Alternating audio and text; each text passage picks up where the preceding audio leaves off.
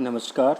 मैं डॉक्टर संजय कुमार चौबे, सहायक आचार्य, संस्कृत विभाग, एच डी जैन कॉलेज आरा, आपके समक्ष पुनः सौमित्र सुंदरी चरितम के चतुर्थ सर्ग को लेकर के उपस्थित हूँ। उसकी पद्य व्याख्या प्रसंग में हम लोग आगे बढ़ेंगे। 3 पद्यों तक हम लोगों ने उसकी व्याख्या पढ़ी थी। तीसरा पद ये था कि उसमें लक्ष्मण कहते हैं उर्मिला से कि प्रिय, मैं कुछ तुमसे अच्छी बातें कहना चाहता हूँ और मेरे उस वचन को तुम ठुकराओगी नहीं। मैं जानता हूँ कि तुम अच्छी हो, भद्रासी, जानामि भद्रासी पतिव्रतासी, तुम पतिव्रता भी हो और पति के वचन को अनिशम आशृणोसी, हमेशा सुनती भी हो। उसके बाद हम लोग चौथे पद की ओर बढ़ेंगे। चौथा पद्य है, देखिए। जानासि रामेण विना तवायं जीवेत् प्रियो नैव वृषालयेऽपि तत्त्वं प्रिये बन्धुवियोगभाजं नाथं स्वकन्नैव कदापि कार्याः।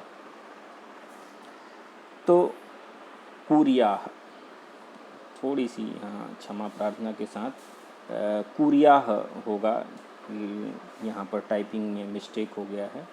कुर्याः। जानासि रामेण विना तवायं जीवेत् प्रियो नैव वृषालयेऽपि तत्त्वं प्रिये बन्धुवियोगभाजं नाथं स्वकन्नैव कदापि कुर्याः। कार्याः की जगह कुर्याः समझें। कहते हैं कि हे प्रिय, जानासि, तुम जानती हो। क्या जानती हो? कि रामेण विना, राम के बिना, तव अयम प्रिय, तुम्हारा यह जो प्रिय लक्ष्मण है, पति है, वह वृषालयेपि नैव जीवेत। वृषालय कहते हैं इंद्र भवन को। इंद्र के भवन में भी, जहाँ पर हर तरह की सुषमा से लेकर के वैभव तक सारा संसाधन है सुख का, वहाँ पर भी, इंद्र भवन में भी, वृषालय यानी इंद्र भवन, वहाँ पर भी नैव जीवेत, वहाँ पर भी नहीं जी सकता।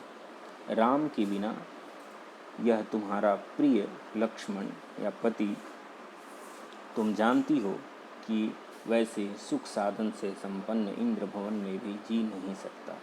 तत्त्वम, तत्त्वम में यहाँ 2 पद है। तत् यानी तस्मात्, इसलिए, त्वम यानी तुम, हे प्रिय, इसलिए तुम, स्वकं नाथम, चतुर्थ पंक्ति में देखें, चतुर्थ चरण में, स्वकं नाथम, अपने स्वामी को, बंधु वियोग भाजम कदापि नैव कुर्याः, अपने जो स्वामी हैं यानी मैं जो लक्ष्मण हूँ, उसको बंधु वियोग भाजम, बंधु वियोग यानी बंधु से यहाँ राम से तात्पर्य है, वो भाई, उसका वियोग, उसे विरही का भागीदार, भागिनम, भ्रातृविरह भागिनम नैव कुर्याः, नहीं करोगी। यानी तुम इस तरह का कोई भी उपक्रम नहीं करोगी जिससे कि मेरे प्रिय बंधु राम से मेरा बिछोह हो, वियोग हो। इस पद्य में लक्ष्मण का राम के प्रति अत्यंत स्नेह प्रदर्शित हो रहा है और अपनी पत्नी को इन्हीं बातों को समझाते हैं कि तुम इस तरह से कोई भी काम नहीं करोगी जिससे कि मेरा बंधु राम से वियोग हो। इसीलिए ये भाव है कि तुम मुझे उनके साथ जाने की आज्ञा दो। ठीक है, तो इसका भाव ये हुआ कि हे प्रिय, तुम जानती हो कि तव अयम, तुम्हारा यह पति, रामेण बिना, राम के बिना, वृषालयेपि, इंद्र भवन में भी, नैव जीवेत, नहीं जी सकता। तत्, इसलिए, तस्मात्, तुम, स्वकं नाथम, अपने पति को, बंधु वियोग भाजम, अपने बंधु के वियोग का भागीदार, कदापि, कभी भी, न कुर्याः, मत करना। यानी ठीक है, फिर आगे बढ़ते हैं हम लोग। 5वां पद्य है। श्रुतं त्वयानेकपुराणवृत्तं स्वेनैव हस्तेन समर्पितास्त्रं सम्बद्धतूणीरसरासनासीं सङ्ख्ये पतिं सूरसुताः प्रजिघ्युः। श्रुतं त्वयानेकपुराणवृत्तं स्वेनैव हस्तेन समर्पितास्त्रं सम्बद्धतूणीरसरासनासीं सङ्ख्ये पतिं सूरसुताः प्रजिघ्युः। यहाँ पर क्रियापद लेंगे प्रजिघ्युः। काह तो सूरसुताः, कौन प्रस्थापयामास, किस प्रस्थापयामास, किन लोगों ने प्रस्थापित किया था, भेजा था, तो सूरसुताः, सूरवीरों की जो लड़कियां हैं, पुत्रियां हैं, उन लोगों ने। किसको, तो पतिम, अपने पति को। कहाँ, तो संख्ये, युद्ध में। किस तरह से, तो कहा स्वेनैव हस्तेन समर्पितास्त्रम, अपने ही हाथों से अस्त्र प्रदान करके। और कैसे, संबद्ध तूणीर सरासनासीन, यहाँ पर देखिए तूणीर तरकस, सरासन और असी, ठीक है, तीनों की तीनों चीज़ें जो है उनको दे करके, तरकस, सरासन, यहाँ जो धनुष है, धनुष, और असी यानी तलवार, खड्ग, उनसे परिपूर्ण किसको, अपने पति को संख्ये, संख्ये यानी युद्धि, लड़ाई के मैदान में, रण क्षेत्र में भेजा था। तो शुरू से देखते हैं कि त्वया अनेक पुराण वृत्तम श्रुतम, तुमने अनेक पुरानी वृत्त यानी पुरानी कहानियाँ सुनी होगी या सुनी है।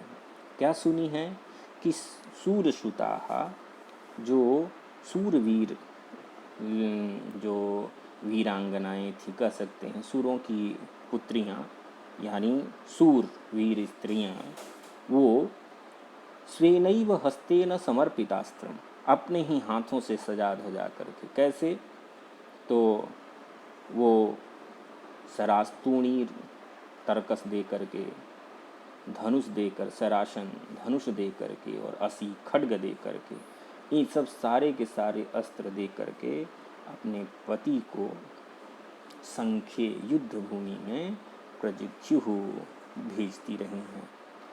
तो इस पद्य से ये लक्ष्मण का तात्पर्य है प्रोत्साहित करना उर्मिला के प्रति कि तुम भी एक सूरसुता हो, सूर स्त्री हो, और अपने पति को तुम भी अनेक अस्त्रों शस्त्रों से सुसज्जित कर युद्ध के मैदान में भेज सकती हो। तो यहाँ युद्ध के मैदान तो है नहीं, बल्कि वनगमन है, लेकिन वो कहीं न कहीं से अभी प्रेरित करना है उर्मिला को, कि जब बड़ी बड़ी सूरवीर स्त्रियों ने अपने पतियों को खुद ही अपने हाथों से सजा धजा कर, अस्त्र शस्त्र प्रदान करके, और जब वो भेजती रही हैं, और इस तरह के वृत्तांत तुमने पुराने समय में सुना भी है, तो इसलिए तुम आज मुझे वन के लिए भी यदि भेजो तो इसमें कोई दिक्कत वाली बात नहीं है। तो ये है, इसका अर्थ है, स्पष्ट हो गया होगा कि त्वया, तुमने, अनेक पुराण वृत्तम, अनेक पुराणों की कहानियाँ या पुराने समय में कहानियाँ जो भी हैं, इनसे पूर्व दोनों बातें हो सकती हैं, पुराणों की कहानियाँ कह सकते हैं, और इससे पहले के समय में जो कहानियाँ प्रचलित हैं उनको श्रुतम, तुमने सुना है। कि उसमें क्या होता है कि जो वीर स्त्रियां हैं, वीर कन्याएं हैं, उन्होंने अपने हाथ से ही अस्त्र समर्पण कर, समर्पितास्त्रम, पतिम, पति के विशेषण हैं, दो बातें हैं यहाँ पर। कैसे पति को भेजती थी, तो कहा समर्पितास्त्रम संबद्ध तूणीर सरासनासीम पतिम, ठीक है, जिनको तरकस, धनुष और तलवार से जो संबद्ध हैं, उनको इन सब चीज़ों से सजाया गया है, ऐसे पति को संख्ये, युद्ध के मैदान में प्रजिघ्युः, भेजा था। ठीक है, आगे बढ़ते हैं हम लोग। छठा पद्य है, फिर लक्ष्मण का क्या कथन है उसको देखिए। कहते हैं धर्मस्य कर्माणि विधातु कामं शुभं च पन्थानमनुप्रियान्तं पतिव्रताः नैव प्रियं कदाचित् रुन्धन्ति चेच्छन्ति शुभं विधातुम्। कहते हैं कि धर्मस्य कर्माणि विधातु कामं शुभं च पन्थानमनुप्रियान्तं प्रियं पतिव्रताः कदाचित् नैव रुन्धन्ति शुभम विधातुम च इच्छन्ति। इस तरह से अपन में कर सकते हैं। भाव ये है कि जो धर्म का काम करने वाले हैं, धर्मस्य कर्माणि विधातु कामम, धर्म के कर्म, कर्म का यहाँ बहुवचन रूप कर्म है, कर्माणि, धर्म के काम को विधातु कामम, संपन्न करने की इच्छा रखने वाले, धर्म के कार्य को संपन्न करने की इच्छा रखने वाले, ये प्रियम पद के सारे विशेषण हैं। शुभंच पंथान मनुप्रियांतम, ठीक है, विधान करने वाले, और शोभन जो कल्याणकारी मार्ग है उसको अनुप्रयांतम, अनुप्रयांतम, अनुप्रयाण करते हुए, यहाँ प्रियांतम की जगह प्रयांतम है, अनुप्रयांतम, अनुप्रस्थान करते हुए या अनुप्रस्थान करने वाले, शुभ रास्ते का अनुसरण करने वाले। तात्पर्य यह है कि शुभ रास्ते पर चलने वाले, पतिम, पति को, कदाचित, कभी भी, पतिव्रता, जो पतिव्रताएं हैं, स्त्रियां हैं, नैव रुन्धन्ति, उनको रोकती नहीं है, च, और शुभम विधातुम इच्छन्ति, रोकती नहीं, वरना और क्या करती हैं, उनका शुभ करना चाहती हैं, उनका हित करना चाहती हैं।